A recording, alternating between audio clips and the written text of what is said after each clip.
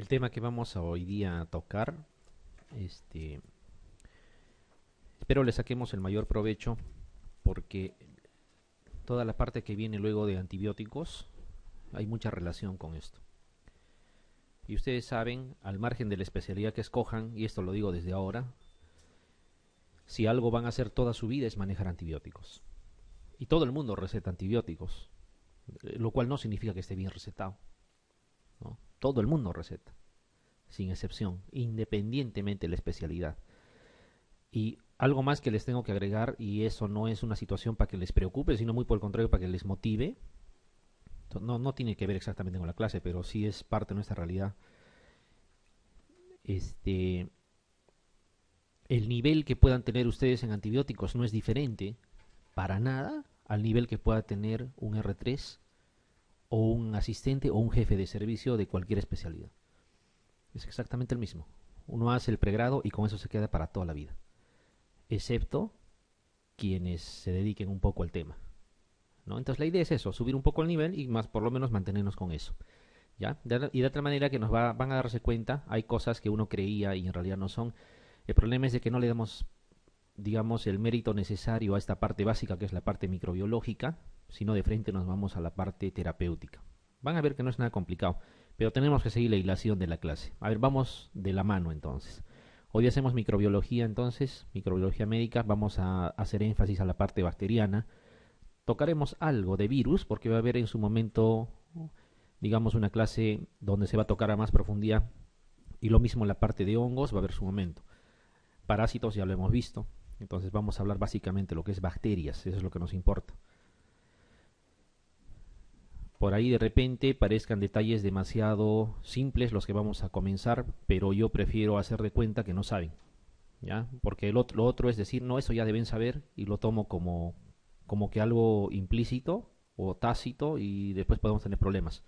Para recordar nada más, células procariotas, células eucariotas, ¿ya? La principal diferencia y quizá la única, así que valga la pena mencionarlo, es lo que están viendo aquí, que el núcleo aquí no tiene envoltura en las procariotas y aquí sí tiene, ¿ya? Es la principal diferencia.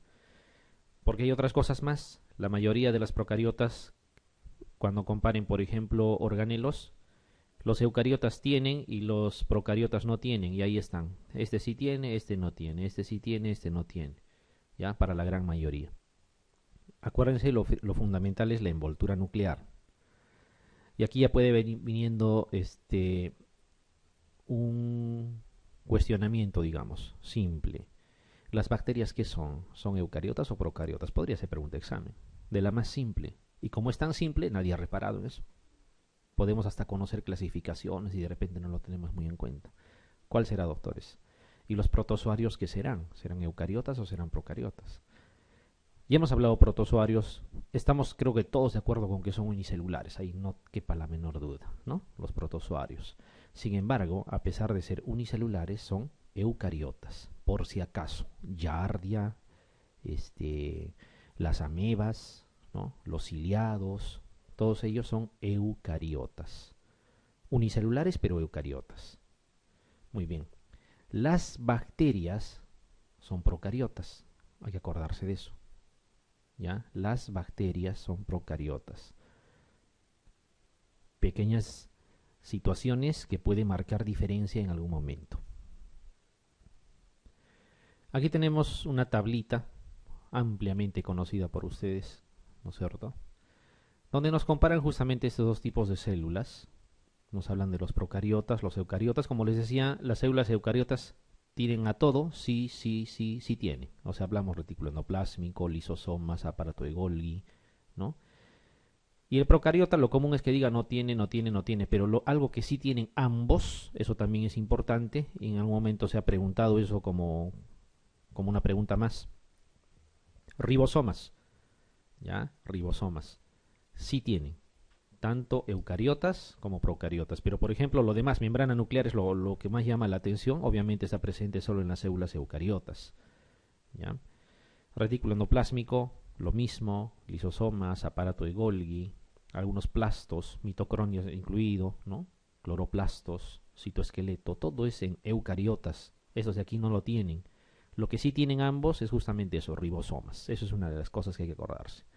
Otra que hay que acordarse es que los protozoos, está bien, son unicelulares, pero son eucariotas. Y las bacterias son procariotas. ¿Ya?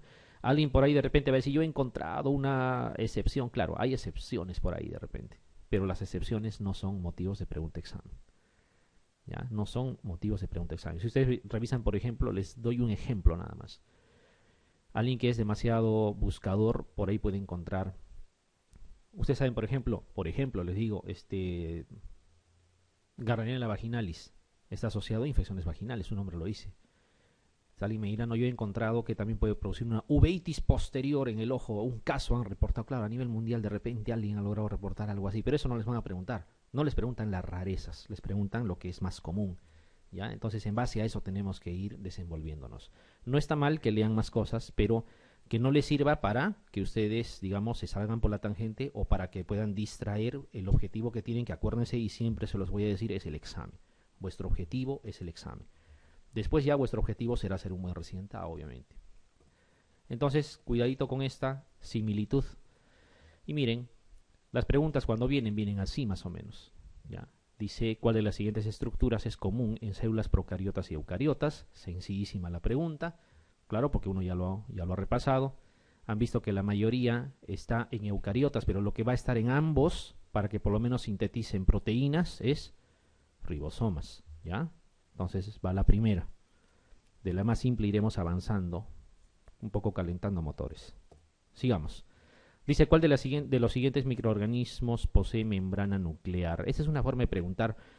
Y hay veces que cuando uno mira la pregunta, y les digo, cuando uno mira, me incluyo, a veces captamos tal cual nos quieren impresionar en la pregunta y daría la impresión que tuviéramos que saber la ultraestructura pues de cada bacteria, de cada microorganismo, y en realidad no. Si nos ubicamos bien, miren, Escherichia coli, ¿qué cosa es? Es una bacteria. Lo mismo Staphylococcus aureus, lo mismo que Pseudomonas aeruginosa, que está mal escrito, ¿no es cierto? No es Pseudomona aeruginosa, es Pseudomonas, con S, ¿ya? Pseudomonas aeruginosa es el nombre correcto. Acinetobacter baumani también son bacterias, pero Entamoeba stolítica no lo es. Entamoeba stolítica es un protozoo. ¿Ya? Por lo tanto, yo podría decir aquí la alternativa C hace referencia a un protozoo y todas las demás hacen referencia a bacterias. Y yo ya recordé que bacterias son células procariotas y los protozoos, a pesar de ser unicelulares, también son eucariotas. Y me preguntan cuál de estos siguientes microorganismos posee membrana nuclear, y membrana nuclear la tienen los eucariotas. O sea, ¿cuál sería la alternativa correcta aquí? Entamoeba stolítica, ¿no es cierto? Fíjense que no necesariamente ustedes tienen que saber la ultraestructura de cada microorganismo, sino cuando vienen ese tipo de preguntas a veces es importante clasificar. Si no es clasificación de esa forma, a veces clasificarlo, reconocer otras características y van a darse cuenta. Hay que ver si es gram positivo o gram negativo, por ejemplo. A veces se descarta así. A veces les preguntan de una manera y uno, ¿cómo lo respondo? Entonces miro, ajá, todos habían sido gram positivos excepto digamos. Entonces, en vez de champear, por lo menos puedo orientarme por eso y generalmente es la respuesta. Claro, lo ideal es conocer la alternativa correcta, ¿no? Muy bien. Pero queda claro, ¿no es cierto? O sea, cuidado con la forma de preguntar, o sea, no vayan a pisar el palito. No es que les estén preguntando características complejas de cada bacteria, sino aquí la idea es que ustedes reconozcan cuál de ellas no era y si había diferencias o no entre un protozoo o bacteria. Muy bien. Hablando propiamente de las bacterias, miren, este esquema de alguna manera nos muestra las diferencias. A grosso modo, miren, el gram positivo, podría yo decirles ya mirando nada más el gráfico, ¿qué tiene de diferente referente al gram negativo? Más complejo es el gram negativo, por lo que ven, miren. Acá es mucho más simple. La diferencia será que su mayor componente es peptidoglicano. En el caso de los gram positivos, tiene bastante peptidoglicano, si quieren llamarlo así. Acá no. Acá tiene también peptidoglicano, pero es menos. Y en cuanto a la estructura, fíjense cuál más compleja es. Tiene más componentes el gram negativo. Y eso es una generalización, ¿ya? Hay preguntas casi ambiguas, podríamos llamarle, porque depende de cómo se interprete. Como que les digan, por ejemplo, cuál de las siguientes bacterias tiene estructura más compleja a nivel de pared. Y dicen, uy, ¿qué tendría que ser para responder eso? No. Y de repente solamente les mencionan un gran negativo y todos los demás son gran positivos. Y están haciendo referencia a eso.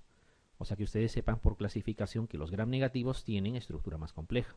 O podrían preguntarles cuál de las siguientes bacterias posee mayor cantidad de peptidoglicano en su estructura. ¿Ya? Y uno al revisar se da cuenta en las alternativas que solo uno de ellos es gram positivo y el resto es gram negativo. ¿Se entiende más o menos lo que quiero decirles? ¿Ya? Entonces hay que tratar de generalizar, hay que tratar de agrupar a veces, no hay que dispararse con la respuesta, lo que es algo muy claro, ¿no? Cuando la pregunta es muy directa, obviamente sí. Bien, entonces miren, ¿qué cosas tiene de diferente el gram negativo? Una de las cosas es la mayor cantidad de estructuras, el lípido A, que es exclusivo prácticamente de gram negativos, ¿ya? En el caso de los gram positivos, el mayor componente es peptidoglicano, hay que acordarse. Eso tiene que ver, por ejemplo, con el mecanismo de resistencia del estafilococo a la vancomicina. Se toca el tema y uno si no recuerda lo básico, obviamente puede confundir. Esas estructuras como porinas, bombas de flujo, etcétera, más es en bacterias gram negativas, ¿no? Porque es más complejo. El espacio periplásmico es mayor en gram negativos. ¿A qué cosa le llamamos espacio periplásmico? Entre la membrana externa y la membrana interna, como ven aquí, hay un espacio, ¿no? Ese espacio es importante. Cuando hay beta-lactamasas, se acumulan en este espacio. Aquí ni lo han considerado. En realidad también tiene espacio periplásmico el gram positivo, pero es muy corto. Hay una relación casi de 100:1. ¿Ya? O sea, bastante espacio periplásmico en el gram negativo y muy escaso en el gram positivo. Entonces, si yo les digo que las beta-lactamasas, claro, las beta-lactamasas se acumulan aquí, ¿qué significará que en qué grupo de bacterias sería más trascendente, más importante las beta-lactamasas? En el gram negativo, porque puede acumular más, aquí casi no.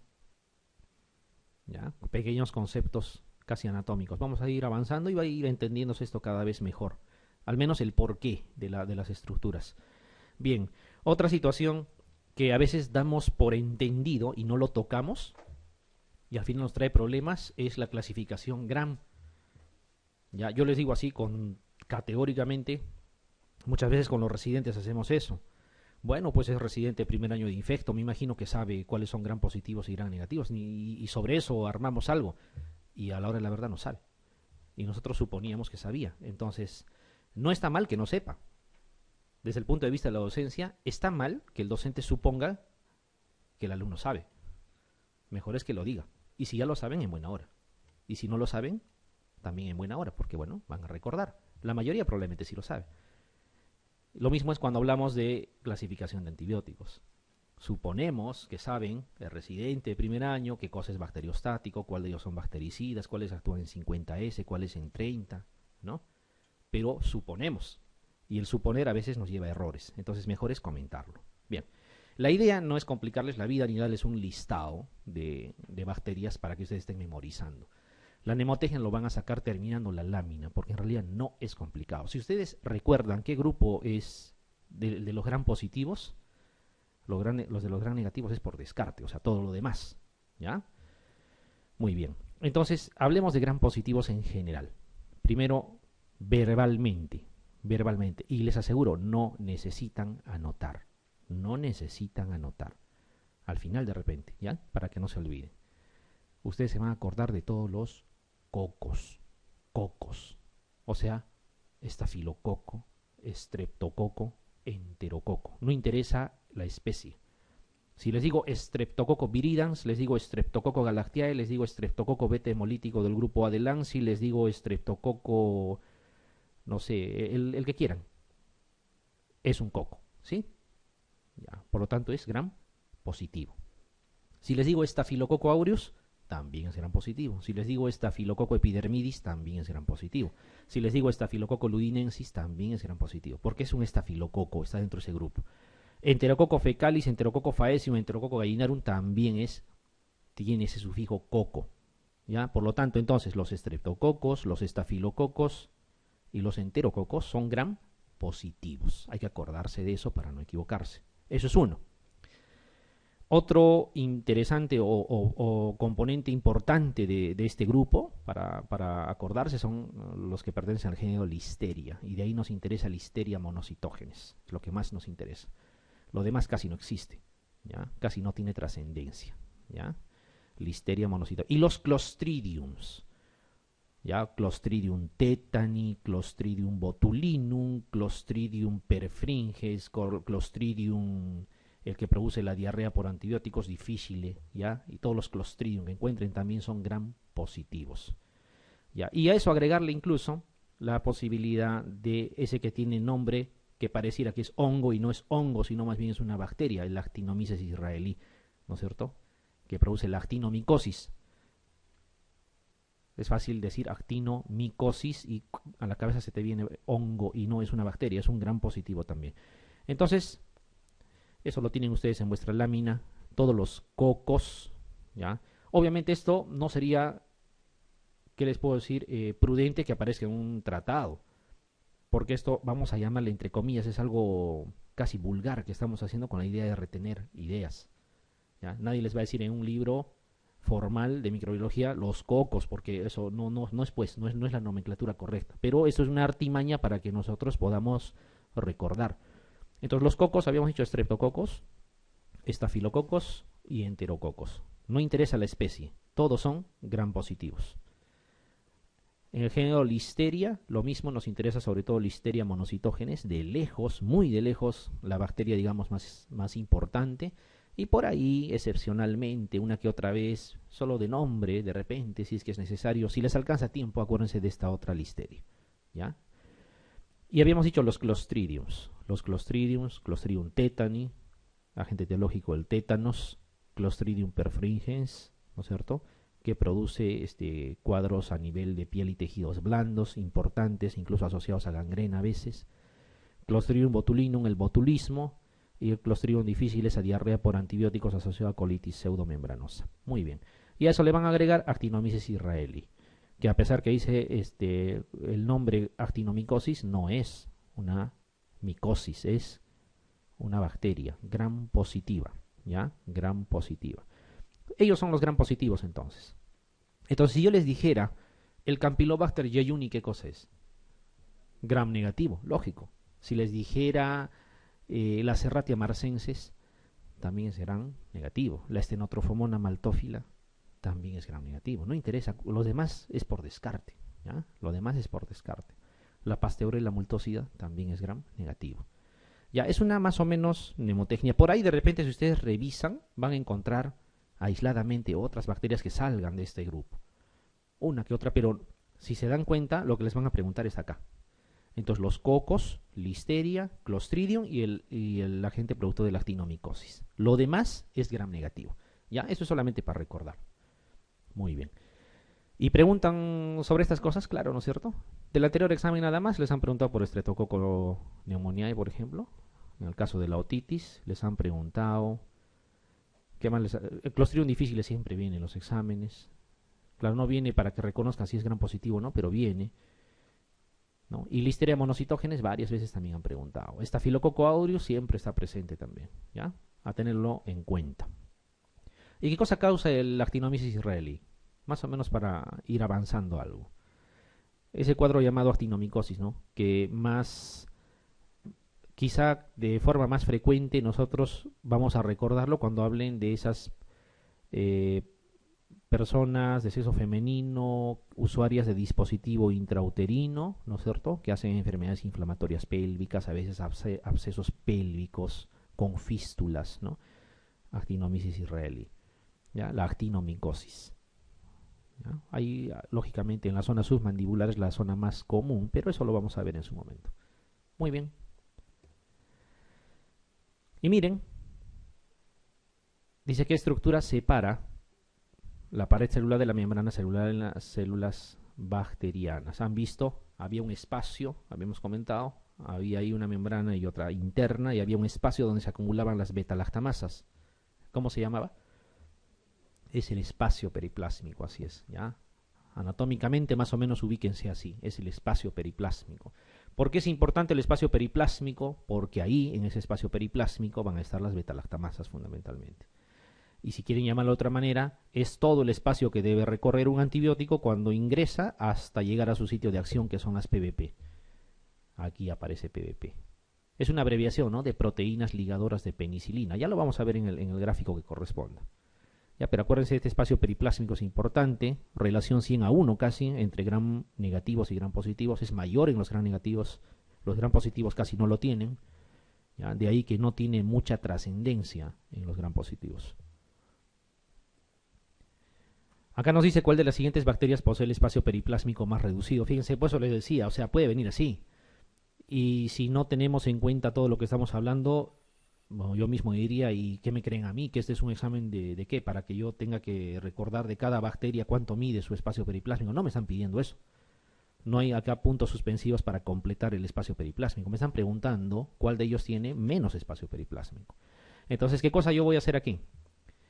Yo sé que los gram negativos tienen más espacio periplásmico y los gram positivos tienen espacio periplásmico corto. A ver, ¿cuáles son gram positivos aquí? Enterococo. ¿Habrá otro? No, ¿no es cierto?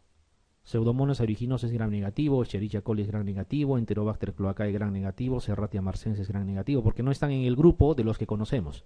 No están entre los cocos, ni entre Listeria, ni entre Clostridium, ni tampoco es Actinomyces.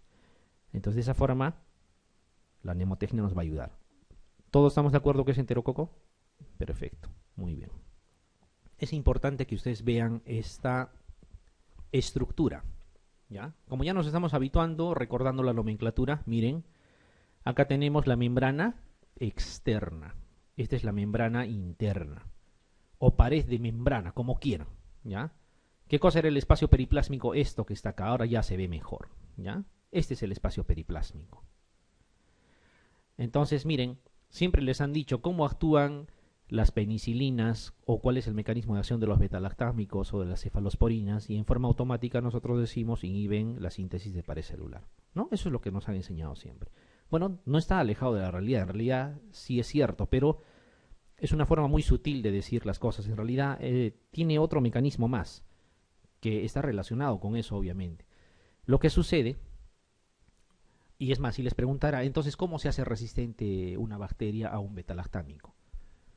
Entonces yo solamente voy a pensar de que inhibe la síntesis de pared celular el betalactámico. Para hacerse resistente la bacteria, no sé, tendrá que hacerse más dura la pared, o sea, no se me ocurre, ¿no es cierto?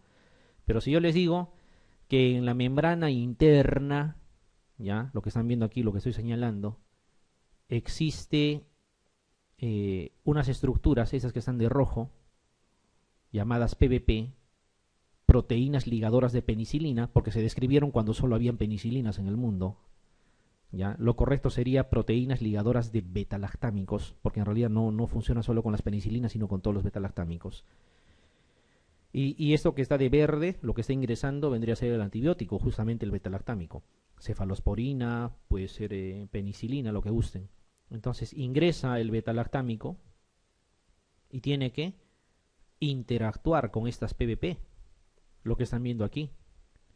Si esta interacción betalactámico con PBP no se da, por algún motivo no se produce, simplemente el mecanismo de acción que es inhibir la síntesis de pared tampoco se da. ¿Se entiende? Ya, entonces, ¿qué cosa podríamos decir? Que fundamental para que un betalactámico pueda hidrolizar una bacteria inhibiendo su síntesis de pared celular, necesita primero interactuar con las PBP. Y aquí vamos a empezar a pensar un poquito. ¿Qué pasaría si en este espacio periplásmico, claro, aquí está corto para que se entienda, pero imagínense que empiece aquí y termine en la esquina de Petit-Thouars, o sea, estamos hablando de un espacio inmenso. Yo acumulo gran cantidad de betalactamasas. ¿Este antibiótico llegaría a la PBP? No es cierto. Las betalactamasas lo capturarían en el camino. Entonces es un mecanismo importante. ¿Y dónde podría haber betalactamasas en gran cantidad? En los gram negativos, justamente, porque tienen un gran espacio periplásmico, ¿ya? Ahora pongámonos en el zapato de los gram positivos. Espacio periplásmico corto, por lo tanto no me sirve acumular betalactamasas aquí. Porque apenas ingrese el antibiótico, seguro va a tener enfrente a la PBP porque su espacio periplásmico es corto. ¿Qué harían? Si ustedes fueran el asesor de la bacteria y le diría yo te asesoro, haz esto para que no haga efecto el antibiótico, ¿qué le sugerirían a la bacteria? ¿Que disfrace sus PVP o no? Para que entre el antibiótico y no lo encuentre. Y eso es lo que hacen. Modificación de PVP, principal mecanismo de resistencia en bacterias gram positivas. ¿Ya? Y principal mecanismo de resistencia en bacterias gram negativas, beta-lactamasas.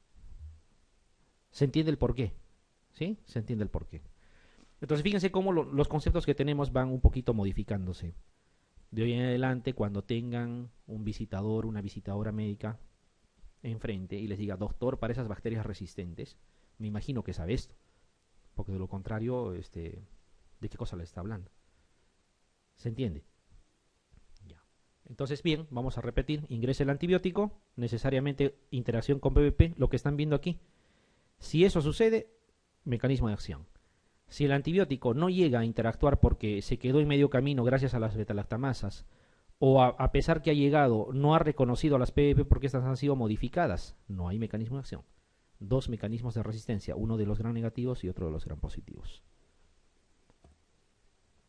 A ver, de lo que hemos visto, de la anatomía que hemos visto de las bacterias, de esa pared, podríamos ir relacionando algunas cosas. Componente principal en los gram positivos. Acuérdense nomás la figurita de lo que han visto. Peptidoglicano, ¿no es cierto? Es el principal, no hay ninguna duda. En los gram negativos no hay un componente principal porque es tan compleja que tiene en realidad varios componentes. Más bien es importante recordar los principales. Hay fosfolípidos, hay lipoproteínas, también hay peptidoglicano como han visto, pero en menos cantidad. Por lo tanto, no les van a decir cuál es el principal componente de la pared celular de los gram negativos porque una pregunta sería absurda. Pero de aquí sí les pueden preguntar cuál es el principal componente de la pared celular del estafilococo aureus, por ejemplo. ¿No? Entendiéndose que les está preguntando por gram positivos. Entonces, acuérdense del peptidoglicano. En los ácido alcohol resistentes, ¿cuáles son ácido alcohol resistentes? Los que más conocen, Mycobacterium tuberculosis, por ejemplo. Otro Mycobacterium importante en nuestro medio, Mycobacterium leprae, ¿no es cierto? La lepra. ¿Hay lepra en nuestro medio o no? Sí, sí tenemos lepra. Es más, estoy seguro que ustedes han visto más de una vez. Las rinofimas que ustedes ven es lepra hasta que se demuestre lo contrario. ¿Ya? Entonces, y no deberían esas personas estar así porque eso se trata. Y el tratamiento es gratuito. Solamente hay que diagnosticarlo. Ya vamos a hablar de lepra en su momento. Otro ácido alcohol resistente importante. Mycobacterium ulcerans. ¿Ya? Esos tres tienen que acordarse. Mycobacterium tuberculosis, Mycobacterium leprae, Mycobacterium ulcerans, que produce la famosa úlcera de Buruli, ¿no? O de Buruli, como quieran. Miren figuras de la úlcera de Buruli, son úlceras gigantescas que pueden coger casi un hemicuerpo entero, deformantes, obviamente no duelen, pero mutilan. Y tenemos en nuestro medio, sí tenemos. ¿Y hay tratamiento? Sí hay tratamiento. Streptomicina y se cura. Pero como están en zonas, digamos, de comunidades nativas, a nadie le importa o a pocos le importa, pero sí tenemos en nuestro medio. Se confunde con leishmania. Como al inicio inicia como una úlcera simple, dicen esto es leishmania y lo dejan así. Y va creciendo y es mutilante y lo peor que afecta a niños. Ya, esos tres entonces, Mycobacterium tuberculosis, Mycobacterium leprae y Mycobacterium ulcerans. Hay algunas micobacteriosis atípicas, ya, sobre todo en los pacientes con VIH, pero no se ha descrito en nuestro medio hasta hoy en día. Debe de haber, pero nadie todavía lo ha descrito. No lo han diagnosticado, ¿ya? ¿Qué más? Nocardia también es ácido alcohol resistente. Nocardia, hay que acordarse, ¿ya? Nocardia. Otro ácido alcohol resistente son las coccidias, y lo hemos dicho en la clase anterior. Las coccidias, o sea, esos protozoos que pertenecían al grupo apicomplexa o esporozoarios y que causaban diarreas crónicas en los pacientes con VIH en estadio SIDA, habíamos dicho, Isospora belli, ¿qué más? Cryptosporidium y Cyclospora cayetanensis, fundamentalmente. Esos tres también son ácido alcohol resistentes, ¿ya? Son a veces motivo de pregunta examen. ¿Qué hay más? Seguramente, pero déjenlo ahí.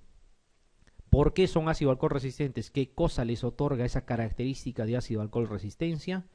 El ácido micólico, ¿ya? Que es propio de ellos, el ácido micólico. Hay que acordarse de eso, el ácido micólico.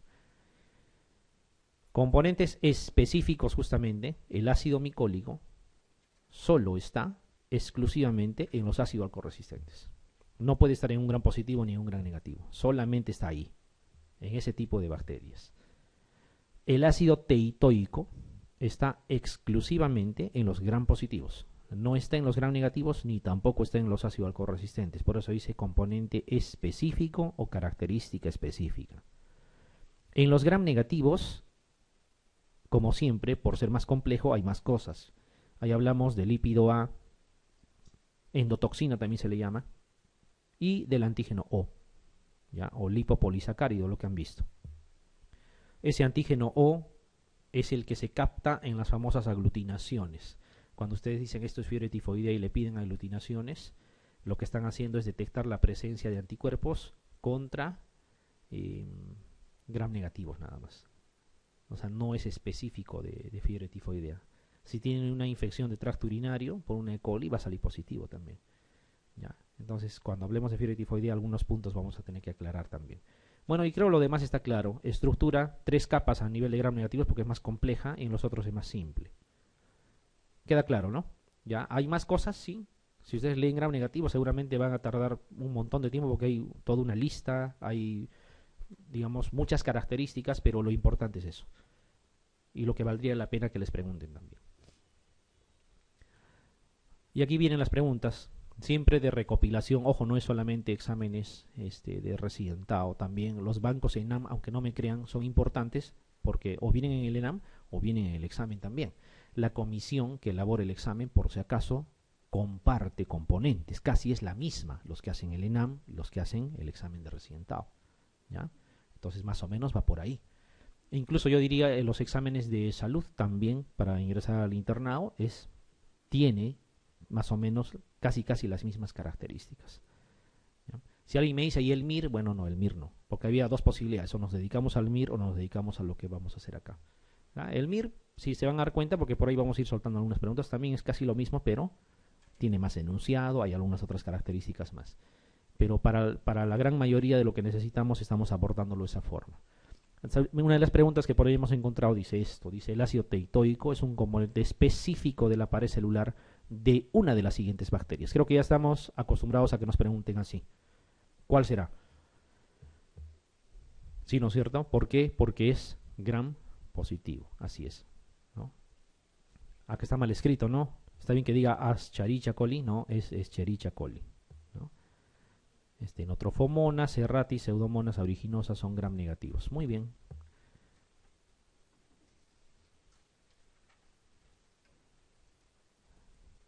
El carácter ácido-alcohol resistencia del género Nocardia. Esta es, por ejemplo, una pregunta MIR.